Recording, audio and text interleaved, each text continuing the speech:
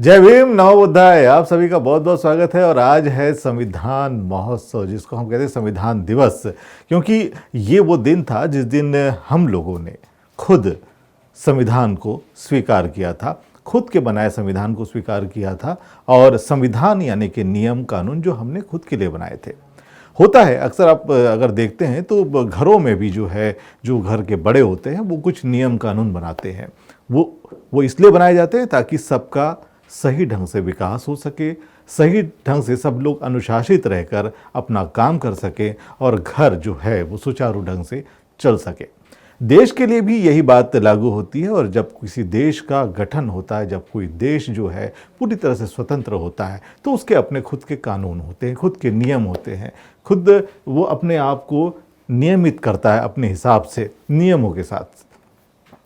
हमारे देश ने भी एक कानून बनाया, खुद के लिए बनाया। यह अलग बात है कि बहुत सारे देशों से हमें प्रेरणा मिली, कई देशों से हमने प्रेरणा ली। और जिन लोगों ने जिनके पास भी जो कुछ भी बेहतर था, शानदार था, बहुत अच्छा था, और जिसको प्रैक्टिकली जिन्होंने बहुत अच्छा पाया, उन चीज़ों को भी लिया गया हमारे संविधान में। और देश का सबसे बड़ा लिखित संविधान भारत का इसलिए कहलाता है। सबसे बड़ा लिखित संविधान जो है, उसको बनाने में जो समय लगा, उन तमाम बातों को अगर हम देखते हैं तो हम ये देख पाते हैं कि इतने अच्छे और इतने बेहतर संविधान को लागू करने वालों की जो बात है, किस तरह से वो लागू हो पाया, ये भी एक बहुत बड़ा सवाल बनता है। क्योंकि जब ये संविधान सभा में या सदन को जब ये सौंपा गया था, तब बाबा साहब ने एक बात कही थी कि कोई भी संविधान कितना भी अच्छा हो, वह अंततः बुरा साबित होगा अगर उसे लागू करने वाले, या जिसको कहते हैं कि जिनकी नीयत, लागू करने वालों की नीयत अगर साफ ना हो तो। और ऐसा ही होता है। हम देखते हैं ना कि अक्सर एक राजीव गांधी जी ने एक बात कही थी जब वो प्रधानमंत्री थे। उन्होंने कहा था कि हम यहाँ से 10 रुपये भेजते हैं और लोगों तक वो 5 पैसे पहुँचते हैं। तो ये जो बीच में जो कुछ भी गड़बड़ होती है, नियम सबके लिए समान है, नियम सबके लिए एक से हैं, कानून सबके लिए सही है, लेकिन बीच में कहाँ गड़बड़ हो जाती है। जो लोग इन नियमों को, कानूनों को लागू करने के लिए तैनात किए गए हैं, क्या वो लोग उस तरह से कर पा रहे हैं? ये बहुत बड़ा सवाल हमेशा से रहा है। हर आदमी इससे परेशान रहा है। कहते हैं ना कि जो लाल फीताशाही, इससे लोग परेशान हैं, ये कहा जाता है। प्रशासनिक सेवा में ये किस तरह से लाल फीताशाही जो है ये काम करती है, और किस तरह से कहाँ पर संविधान को कुचला जाता है, और जो लोग इसे सही ढंग से लागू करना चाहते हैं, इसे सही ढंग से इसे वहाँ पर अपने आचरण में लाना चाहते हैं, उनको क्या दिक्कतें आती है, कभी हमने क्या इस पर गहन विचार किया है? हमारे साथ आज इस कार्यक्रम में रमेश थेटे जी हैं, जिन्होंने एक लंबा समय इसी प्रशासनिक सेवा में बिताया है और बहुत सारी समस्याओं का भी सामना किया है। कई बार उन्हें अपने को, खुद को साबित करने के लिए एक लंबी लड़ाई लड़नी पड़ी है। आज उन्हीं से जानेंगे क्या क्या दिक्कतें आई उनको उस समय जब वो संविधान को सही ढंग से लागू करना चाहते हैं। बहुत बहुत स्वागत है आपका इस कार्यक्रम में। जय भीम। और ये बताएं कि जिस वक्त आप ये सब कुछ करना चाहते थे और कहीं कहीं ऐसा होता था कि आप नहीं कर पाते थे, तब आपके मन में क्या आता था? सबसे पहले तो सभी दर्शकों को मैं संविधान दिवस की हार्दिक शुभकामनाएं प्रेषित करता हूं, मंगल कामनाएं प्रेषित करता हूं, बधाई देता हूं कि संविधान है इसलिए हम हैं। और बाबा साहब की इस देश को सबसे बड़ी देन यदि कोई है तो वो है संविधान। देखिए, बाबा साहब जैसा आपने फरमाया, अपने कमेंट्स में फरमाया कि संविधान को लागू करने वाले लोग यदि अच्छे रहें तो संविधान अच्छा है, बुरे रहे तो संविधान बुरा। बाबा साहब ने संविधान सभा के भाषणों में समय समय पर ऐसी बातें कही है, वो सच साबित हो रही है। अब मैं प्रशासन में था, जब भी कभी ऐसी बातें होती थी तो मन बड़ा दुखी होता था कि भाई संविधान में तो ये लिखा है, लेकिन हो ऐसा रहा है। संविधान की मान्यता ये है कि आपको ये करना चाहिए, लेकिन कर कोई दूसरा ऐसे रहा है जिससे दूसरों का, मतलब जिनको फ़ायदा होना चाहिए उनका नुकसान हो रहा है, या समाज का स्वास्थ्य बिगड़ रहा है, या अन्याय अत्याचार हो रहा है। इस तरह की जो बातें हैं वो प्रशासन में आपको बड़े पैमाने पे दिखेगी, बड़ी संख्या में ऐसी बातें होती है।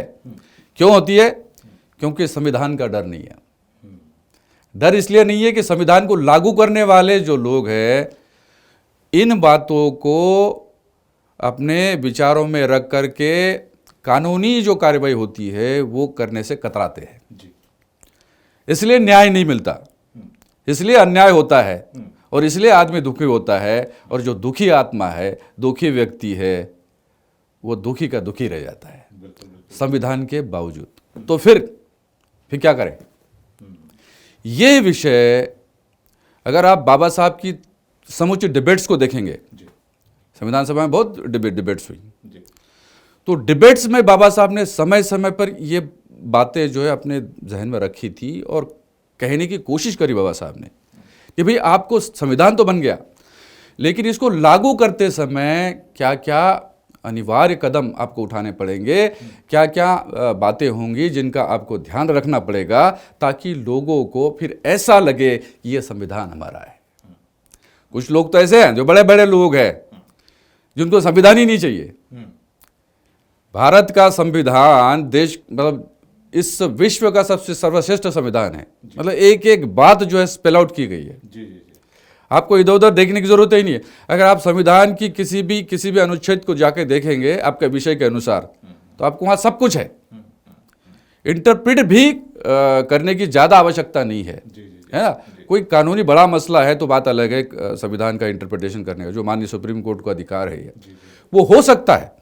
लेकिन संविधान अपने आप में एकदम सेल्फ एक्सप्लेनेटरी है, स्वयं स्पष्ट है, स्पष्ट है। और संविधान को देखने के बाद, उसको पढ़ने के बाद आपके साथ अन्याय तो नहीं हो सकता है, और अगर अन्याय होता है तो फिर भी संविधान ही है जो आपको ये बचाने के लिए आगे आ सकता है। बिल्कुल बिल्कुल, और संविधान ही है जो आपको जब बचाने के लिए आगे आता है तब आप का भी कर्तव्य बन जाता है कि आप भी संविधान की सुरक्षा करें, उसकी रक्षा करें, संविधान को माने। यहाँ पर मैं आपसे ये जानना चाहूँगा कि जब इसको लागू करने की बात आती है, आपने कहा कि हमको करना कुछ और चाहिए था और हमसे कुछ करवाया कुछ और जाता रहा है, तो ये वही ताकतें हैं जो नहीं चाहती कि सभी सर्वसामान्य को वो अधिकार, वो सारी सुविधाएं और वो सब चीज़ें मिले जो उनको सदियों से मिली हुई हैं, जो जिसको वो उपयोग कर रहे हैं, उपभोग कर रहे हैं। ये वही ताकतें हैं जो नहीं चाहते कि इनको भी वो सारी चीज़ें मिले। तो जब वो रोकी जाती थी फिर भी आपने लागू किया, फिर भी कई जगह पे आप उनसे लड़कर ये सारी चीज़ें आपने की, ये किस तरह से पॉसिबल? देखिए, that depends upon a person. अब देखिए, मैं भी खुद डायरेक्ट IAS था। वो बहुत सारे ऐसे लोग हैं नहीं करते हैं, ये मैं कह रहा हूँ। तो अब मिसाल के तौर पे एक बात करते हैं कि किसी धर्म की बात नहीं कर रहा हूँ मैं, लेकिन सरकार है तो सरकार का कोई धर्म नहीं है। इतने सारे धर्म है अपने पूरे विश्व में, अलग अलग प्रकार के धर्म हैं। तो सरकार का कोई धर्म नहीं, धर्म निरपेक्ष है, वो पंथ निरपेक्ष है। लेकिन सरकारी कोई काम की अगर देश में अपने, मैंने भी देखा है मेरे मध्य प्रदेश कार्डर में, बोले महाराष्ट्र में भी, अगर कोई सरकारी किसी योजना का शुभारंभ करना है, मतलब पूजन करना है, तो पूजन कैसे किया जाता है आपको मालूम है? क्यों कर रहे हो भाई आप, है ना। पूजन अगर आपको करना है तो फिर सभी धर्मों के लोगों को बुलाओ आप। तो क्या ये संविधान के खिलाफ नहीं है? बिल्कुल खिलाफ है। हाँ, तो मैं ये करता था कि भाई अगर पूजा होनी है तो फिर सबको बुलाओ, हर सभी धर्मों की, हाँ सभी को बुलाओ। हाँ, नहीं तो फिर ऐसे ही करो, संविधान की जय बोल के बोलो, सर्वश्रेष्ठ संविधान है। तो इसका मुझे खामियाजा भुगतना पड़ा। संविधान की मर्यादाओं को ध्यान में रखते हुए आपको क्या करना चाहिए, ये जब आप समझते हो और फिर आप छटपटाते हो इसको लागू करने के लिए, तो बाकी लोग जो आपके विरोधी है या जिनको संविधान नहीं चाहिए, उनके लिए तो संविधान उनका धर्म है।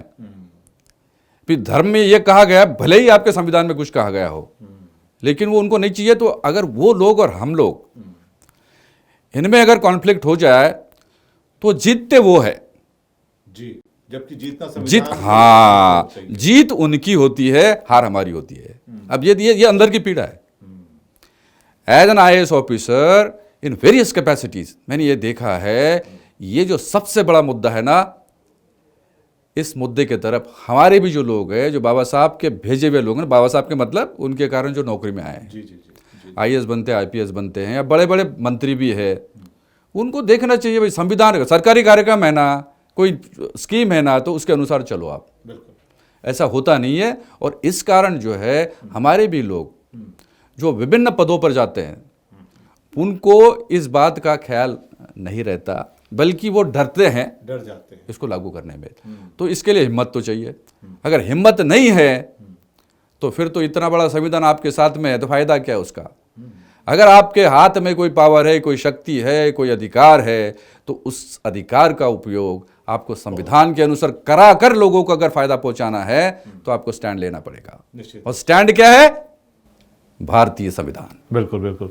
यहाँ पर मैं एक यही बात, आपने एक बहुत अच्छी बात आपने कही थी कि बाबा साहब ने जो जिनको अधिकार दिए वही लोग जाकर उस अधिकार का सही ढंग से उपयोग नहीं करते और उस कानून का, उस नियमों का को लागू करने में डरते हैं। और ये बात खुद बाबा साहब ने महसूस भी की थी। एक लंबे समय के बाद उन्होंने ये बात आगरा के अपने भाषण में कही भी थी कि मुझे पढ़े लिखे लोगों ने धोखा दिया। ये शायद इसी प्रकार का कोई अनुभव रहा होगा उनका, क्योंकि उन्होंने मतलब बड़ी संख्या में उस वक्त शुरुआत में ही 9-10 लोगों को जो उन्होंने भेजा था विदेशों में पढ़ने के लिए, ताकि वो यहाँ पर आकर प्रशासनिक जो सेवाएं अच्छी तरह से दे सके।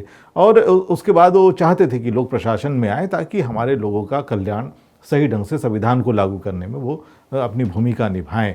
आप भी इस प्रकार की आपने भूमिका निभाई और लोगों से लड़ते रहे, जबकि होता यह है कि कोई भी प्रशासनिक सेवा में जब आता है तो वो भी शपथ लेता है संविधान की और तमाम आचरणों की, और जो राजनीतिक लोग हैं वो भी जब आते हैं उस मंत्रालय में तो वो भी एक बात मैं आपको कहना चाह रहा हूँ। जी जी जी। देखिए, आपकी बातों को थोड़ा आगे बढ़ाते हुए देखिए, अधिकारियों के लिए, कर्मचारियों के लिए तो कॉन्ट्रैक्ट रूल्स है जी, लेकिन जो पॉलिटिकल एग्जीक्यूटिव यानी कि मंत्री है उनके लिए कोई कॉन्ट्रैक्ट रूल नहीं है। आप संविधान की शपथ लेके मंत्री बनते हो, आप मंत्री बनने के बाद में एक इंडिपेंडेंट व्यक्ति हो गए, मतलब आप सरकारी व्यक्ति हो, तो आपको किसी भी प्रकरण में निर्णय करने के पहले 2 बातें सोचनी है। नंबर 1 नियम कानून का पालन, और नंबर 2 इम्पार्शियलिटी। ठीक है। अब मैंने कई बार ऐसा देखा है, मतलब highest, even for that matter chief minister of Madhya Pradesh, मैं नाम नहीं लूंगा, लेकिन chief minister of Madhya Pradesh भी अगर एक विषय के संबंध में 2 व्यक्तियों के कोई प्रकरण उनके सामने हैं तो वो एक व्यक्ति चूंकि इस विशिष्ट धर्म का है, जाति का है, उसके लिए अलग निर्णय करता है, और एक व्यक्ति जो अन्य धर्म का है, जाति का है, उसके लिए अलग ये करता है। विषय एक ही है। ये क्या है? आपने शपथ ली है, आपने संविधान की मर्यादा का उल्लंघन किया है, क्या नहीं है ये? बिल्कुल। हाँ, तो ये चीज भी बहुत महत्वपूर्ण है। निश्चित रूप से। और ऐसे में उस नियम को लागू करने की जो आप पर जिम्मेदारी है वो बहुत मुश्किल हो जाती है, और शायद हो सकता है कि इन अधिकारी, इन पढ़े लिखे लोगों पर इस प्रकार की जिम्मेदारियां जब आई तो उन्हें अपनी जान बचाना या अपनी नौकरी बचाना एक बहुत ही विशेष लगा हो कि हो सकता है हमें जो बड़ी मुश्किल से ये मिला है हम इसको बचाने में जुट गए, और शायद इसी वजह से बाबा साहब को लगा कि इन लोगों ने मुझे धोखा दिया। तो आपने तो जान की बाजी लगा दी, आपने तो अपनी नौकरी की बाजी लगा दी। तो ऐसी जो स्पिरिट है बहुत सारे लोगों में क्यों नहीं है? क्या आपको लगता है क्या कारण है? देखिए, कारण बहुत स्पष्ट है। ये आज का कारण नहीं है, वो है 1932 जी, पूना पैक्ट। ठीक है, आपको वहां तक जाना पड़ेगा। हो क्या रहा है, जो हमारा अधिकारी है, जब उसको ये लगता है कि अगर मेरे साथ मुझे कोई पोस्टिंग अच्छी चाहिए, मेरा कोई रुतबा बढ़ना चाहिए, या मेरी नौकरी बरकरार रहना चाहिए, मुझे एक फ़ायदा होना चाहिए, तो मेरा कोई गॉडफादर चाहिए। ठीक है। और गॉडफादर पॉलिटिकल एग्जीक्यूटिव है, या फिर बड़ा अधिकारी, उससे बड़ा अधिकारी जो वो है, ये दोनों जब उसकी सुरक्षा नहीं कर सकते बिकॉज ऑफ आवर पीपल, कि जो विधानसभा में या पार्लियामेंट में हमारी तरफ से जो लोग जाते हैं, चाहे किसी भी पार्टी से जाते हों, है तो हमारे ही लोग। SC ST के लिए जो रिजर्व पोस्ट हैं तो जाएंगे तो वही लोग, वो तो हमारे ही लोग। लेकिन वहाँ जाके जब हमारी लड़ाई वो लड़ते नहीं है, और उनको ये भय रहता है कि भाई अगर मैं इनके साथ में न्याय करूंगा तो मेरी कुर्सी चली जाएगी, मेरी नौकरी चली जाएगी, मेरी पोस्टिंग चली जाएगी, मेरा आयशो आराम जो ख़त्म हो जाएगा, मेरी जो फैमिली वो सफ़र करेगी, मेरे बच्चे अच्छे से पढ़ नहीं पाएंगे और मैं अच्छा आदमी रह नहीं पाऊंगा। तो ये जो डर है, ये डर को यदि ख़त्म करना है तो आपको पूना पैक्ट के पहले जो स्थिति बाबा साहब ने लाई थी अंग्रेज़ों से, उसको रिस्टोर करना पड़ेगा। अब फिर देखिए, अगर ये रिस्टोर होता है और इंडिपेंडेंट लोग उस योजना के अनुसार जो बाबा साहब ने जो कम्युनल अवार्ड था उसमें जो बातें लिखी गई थी, अगर उसके अनुसार लोग आएंगे ना पार्लियामेंट में और आपके विधानसभा में, तो फिर देखिए कैसा बदलाव होता है। कोई नहीं डरेगा। अब केवल आप देखिए, हम कह सकते हैं कि भाई हमारे लोगों की गलती है भी, लेकिन उतनी नहीं जितनी हम कह रहे हैं, क्योंकि हर किसी को लगता है कि भाई मैंने मेहनत करके मैं इस पद पे आया हूँ और यही चला जाए फ़ायदा क्या। ऐसे बहुत बिरले लोग हैं, जैसे मैं उनमें से मैं हूँ। मैंने कभी ना ऐशो आराम की चिंता की, ना परिवार की चिंता की, बच्चों की चिंता की, कुछ नहीं किया। बाबा साहब का जो कहना था उसके अनुसार चले, और इसलिए जो मुझे परेशानी झेलनी पड़ी, लेकिन फाइनली तो जीत तो हमारी हुई ना। तो उसमें जो आनंद है, उसमें जो सुख है, वो पैसे में नहीं है मेरे दोस्त, वो किसी पोस्ट में नहीं है मेरे दोस्त, विधायक में नहीं है, मंत्री के पद में नहीं है, चीफ सेक्रेटरी में नहीं है, किसी हाई कोर्ट सुप्रीम कोर्ट के जज में नहीं है। रिकॉर्ड में कह रहा हूं, वो है बाबा साहब को फॉलो करो। अगर बाबा साहब ने आपको इस पद पर बिठाया तो उन्होंने जो आपसे चाहा था, जैसा सुधीर जी ने अभी कहा कि पढ़े लिखे लोगों ने धोखा दिया, अरे कम से कम अभी तो करेक्ट करो। अभी तक के जो हुआ ठीक है, स्टैंड लेना सीखो। आगे आने वाली पीढ़ी आपको क्या कहेंगी ये देखिएगा, ये बड़ी बात है। और संविधान दिवस के इस अवसर पर स्टूडियो में, इक्वालिटी न्यूज़ के स्टूडियो से जो बात कर रहे हैं हम लोग, बड़ा बड़ा महत्वपूर्ण दिन है आपके जीवन का ये। मतलब बहुत ही because if it is not there, आप ही नहीं रहेंगे, उखाड़ के फेंक देंगे आपको। अरे कुछ नहीं, इसको संविधान को खुदा न खास्ता, ये कहते हैं लोग कि खुदा न खास्ता। खुदा न खास्ता क्यों? जब आप लोग हैं, शक्ति आपकी है, हाँ, किसी के हाथ में नहीं है। लेकिन अगर आपने गलती करी, ऐसे वैसे लोगों को भेजा और उन्होंने वही बात की जो वो लोग चाहते हैं, तो फिर तो संविधान ही नहीं बचेगा। इतना सब कुछ आपके साथ में हुआ, इतना बुरा हुआ, तमाम, आपने कहा कि परिवार की आपने चिंता नहीं की, और कहते हैं कि ईमानदारी बड़ा महंगा शौक है, तो इस शौक को पालते रहे, आप सुधरे नहीं। इतना सब कुछ होने के बाद भी आपने एक बात कही, जब आप फिल्म के पोस्टर को लॉन्च कर रहे तब आपने कहा था कि अम्बेडकरिज्म में रहना, मतलब अम्बेडकरवादी होना और अम्बेडकरवादी बने रहना, ये बड़ा मुश्किल काम होता है। तो बने रहे आपने फिर से वही सब शुरू किया। रिटायर होने के बाद लोग बड़े आराम की ज़िंदगी जीते हैं। रिटायर होने के बाद आपने एक तो फिल्म शुरू की, और जो बहुत ही ऐसे विषय को लेकर जिसको कोई छूना नहीं चाहता, जिसकी कोई हिम्मत नहीं करता। उसके बाद आपने कंपनी शुरू की और लोगों को आपने नौकरियां देने की एक जो सारी चीज़ें शुरू की, और फिर अब आप एक पब्लिक लिमिटेड तक पहुंच गए हैं और आप फिर से लोगों की सेवा करना चाहते हैं। मतलब सुधरने की ज़रूरत है आपको? आपको लगता है ये सुधरा हुआ रूप है, या हम ईमानदारी की वजह से कुछ ज़्यादा ही लोगों के लिए कुछ करने चले जा रहे हैं? वो लोग भी तो सुखी हैं जो लोग कुछ नहीं कर रहे हैं। नहीं, ये देखिए, ये तो मैं पहले से ऐसा ही हूँ। ये सुधरने उधरने की बात ही नहीं। मैं जब किसी के खेत में काम कर रहा था तब भी ऐसे ही था, है ना। और फिर नौकरी में आया तब भी ऐसा था। नौकरी के बाद अभी जो ये हम सब लोगों ने शुरू किया, अपन सब लोगों ने, उसमें भी वही है। देखिए, मैं फिर कह रहा हूँ कि आप जब कोई काम करते हो तो उसमें वसूल होना चाहिए जी, है ना। मतलब प्राप्त करने के लिए मुझे पैसे मिलने चाहिए तो इसके लिए कुछ भी करो, ये हमारा उद्देश्य नहीं है। और दूसरी महत्वपूर्ण बात है कि आपके किसी भी काम से अगर कलेक्टिव विजडम क्रिएट होता है, एक जिसको कहते हैं ना कि भाई सारे समाज को इकट्ठा करके, या एक सोच के प्रति अपना योगदान देने वाले लोग जो है उनकी बातों को भी तवज्जो देते हुए किसी काम को आप करना चाहते हैं, तो फिर उसमें जो आनंद है वो आनंद किसी और चीज़ में नहीं है। The battle of Bhima Koregaon इतनी बड़ी फिल्म है ना, करोड़ों रुपया लगा इसमें, मेरा भी है, समाज के छोटे छोटे लोगों का भी है, लेकिन है तो इसी समाज का करोड़ों रुपए। जो बॉलीवुड में कोई फिल्म बनती है तो बहुत छोटी छोटी फिल्में भी है और जिसका ग्रांजर बड़ा है, जैसे मिसाल के तौर पे यशराज की फिल्में हैं, संजय लीला भंसाली की फिल्में हैं, और ये जो प्रोडक्शन हाउसेज है, बड़े बड़े प्रोडक्शन तो करते तो बड़ा करते हैं वो, है ना।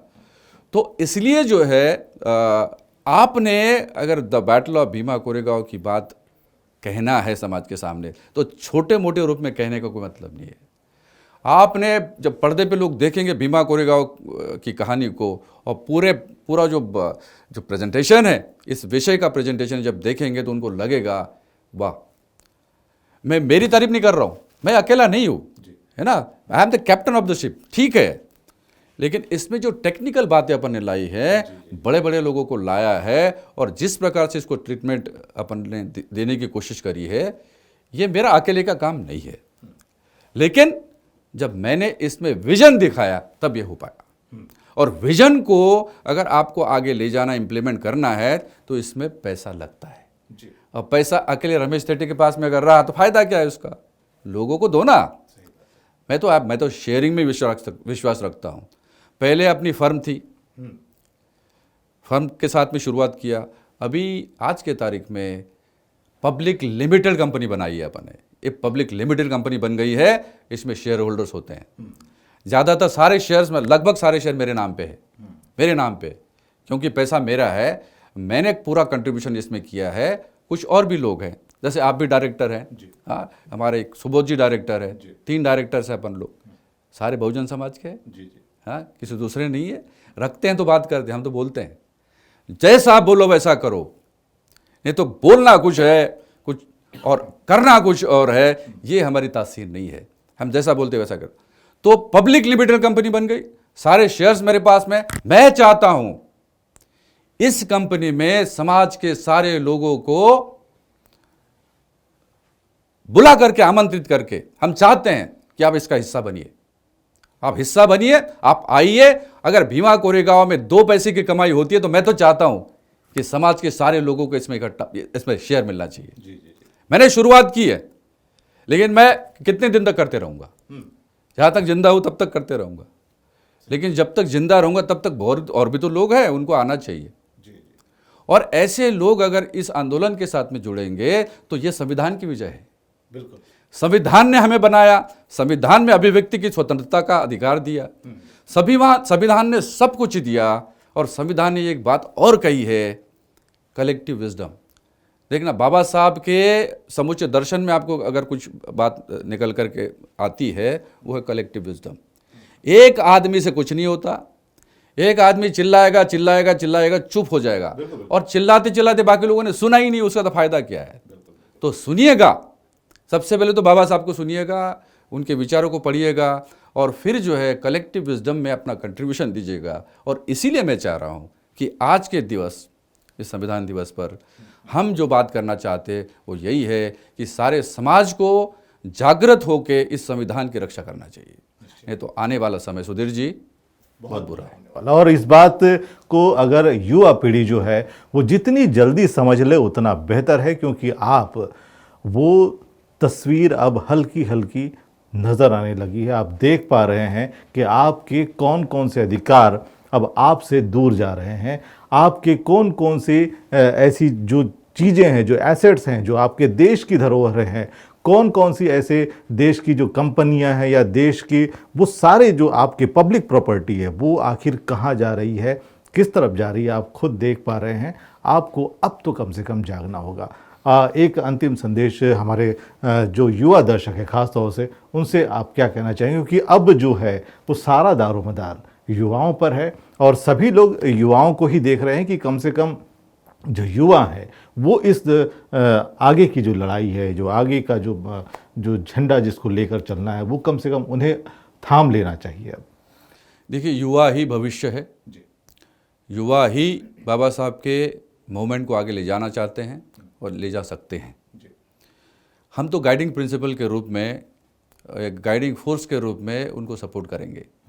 अब हमने जो पाया है, जो भी बाबा साहब से हमको मिला है, पढ़ा है, लिखा है, जो कुछ भी हमारे पास में है, वो ट्रांसफ़र यदि करना है तो जिसके फेवर में आप ट्रांसफ़र करेंगे वो भी उतना ही सक्षम होना चाहिए।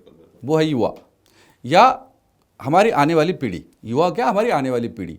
अगर ये आने वाली पीढ़ी बाबा साहब के विचार को आगे ले जाएगी तो ही बाबा साहब का विचार जिंदा रहेगा। हम कोई कॉन्फ्लिक्ट नहीं चाहते। देखिए, किसी समाज के अंदर जो व्यक्ति होते हैं वो बुरे भी होते हैं, अच्छे भी होते हैं। हम तो उन लोगों से अपील करना चाहते हैं, नंबर 1 जो अच्छे हैं, जो बाबा साहब के रास्ते पर ऑलरेडी चल रहे हैं, सबसे पहले उनसे कि अपने बच्चों को, चाहे युवा हो या अभी छोटे बच्चे हैं, उनको वो शिक्षा दो ताकि वो अपने रास्ते से भटके नहीं। काहे के लिए? कि मुझे कुछ इधर उधर का मिल जाए। कोई भौतिक वस्तु की प्राप्ति, पैसे की प्राप्ति, संपत्ति की प्राप्ति के लिए बाबा साहब के मूवमेंट को दरकिनार करते हुए दूसरों के रास्ते चले जाना, ये भी जो है बहुत खतरनाक है। और इसलिए हमारी पीढ़ी को कम से कम एक काम करना चाहिए कि अपने बच्चों को सही रास्ता दिखाए कि चाहे कुछ भी हो जाए, ये रास्ता मत छोड़ो। ये रास्ता आपने छोड़ दिया तो फिर हमारी युवाओं जो है उनका भविष्य सुरक्षित नहीं है। तो भविष्य यदि सुरक्षित रखना है तो नंबर 1 बाबा साहब के मूवमेंट को आगे ले जाना। एंड नंबर 2, देखिए, केवल नौकरी करोगे ना तो बात नहीं बनेगी। अगर नौकरी आपको चाहिए, अगर मिल सकती है सरकारी नौकरी तो कोई बात नहीं, बहुत अच्छी बात है। IAS बनो, IPS बनो, बड़ी बड़ी नौकरी में जाओ, लेकिन इसके साथ ही साथ आपको बिजनेस की सोचना चाहिए। जो व्यवसाय है उसमें इंडिपेंडेंस है। छोटे छोटे ऐसे लोग थे, उन्होंने कमाल कर दिया। अब देखिए, जो यूनिवर्सल कंपनीज है, बड़ी बड़ी कंपनियां हैं, आप देखेंगे कि ऐसे लोग जो कुछ नहीं थे, लेकिन अपने टैलेंट के भरोसे पे उन्होंने जीत लिया, मैदान मार लिया, और आज बड़ी बड़ी कंपनियां, वो खुद की कंपनियां हैं। आप कर सकते, आप मीडिया के क्षेत्र में आइए, आप फिल्म इंडस्ट्री में आइए, आप बड़े बड़े उद्योगों में जाइए, अपना खुद का उद्योग शुरू कीजिए। और बहुजन समाज तो बड़ा है। बहुजन समाज के अंदर वो जो कंज्यूमर फोर्स है ना, वो बहुत बड़ा फोर्स है। ये हम उनके कंज्यूमर है, ग्राहक है, कस्टमर है, और दूसरों के पास जाके जो है हम उनको पैसे देते हैं, वो अपना माल बनाते, कमाई करते हैं, और हम तो केवल ग्राहक ही है, कस्टमर ही है। Don't do that. आगे आइए, जुड़िए, एंटरप्रेन्योर्स बनिए, उद्योगों में आइए, बिजनेस करिए, व्यवसाय करिए। ये भी एक अच्छा प्लेटफॉर्म है। इसमें आपका भविष्य भी बनेगा, आपके पास संपत्ति भी आएगी, पैसा भी आएगा। लेकिन जब ये संपत्ति आएगी, पैसा आएगा, रुतबा आएगा, तो अपने समाज को मत भूलना, मैं ये कह रहा हूँ। और कम से कम उस व्यक्ति को जो हमारा बाप है, सबका बाप है, डॉक्टर बाबा साहेब अम्बेडकर, उनको कभी मत भूलना। और कितनी भी निराशा हो, मैं तो कह रहा हूँ, मैं भी निराश हुआ था कभी कभी। मेरे भी ऐसे अवसर आए कि सब कुछ खत्म हो गया, ऐसा लगता था। केवल एक ही बात, कोई भगवान नहीं, कोई ईश्वर नहीं। तथागत बुद्ध की तो बाद में आती है। सबसे पहले यदि आपकी निराशा अगर आपके मन में कोई घर कर रही है तो बाबा साहब को याद करो, उनका लाइफ याद करो, और उन्होंने लिखा हुआ कोई ऐसा किताब का पन्ना उसको पढ़ो जो आपको उस पर्टिकुलर इंसिडेंट के लिए वो लागू होता है, उसको पढ़ो, आपकी निराशा खत्म हो जाएगी। तो इसलिए मैं कह रहा हूं, आज के संविधान दिवस पर एक ही बात आपको ध्यान में रखना चाहिए, अपना रास्ता, अपना विचार, अपना भविष्य, अपनी ईमानदारी, और जय संविधान। बिल्कुल। और ईमानदारी के साथ अगर आप उस रास्ते पर बढ़ेंगे तो निश्चित रूप से नियमों को पालन करते हुए, एक बात कही जाती है ना कि सड़क पर भी अगर आपने नियमों का सही ढंग से पालन किया तो सुरक्षित रहेंगे।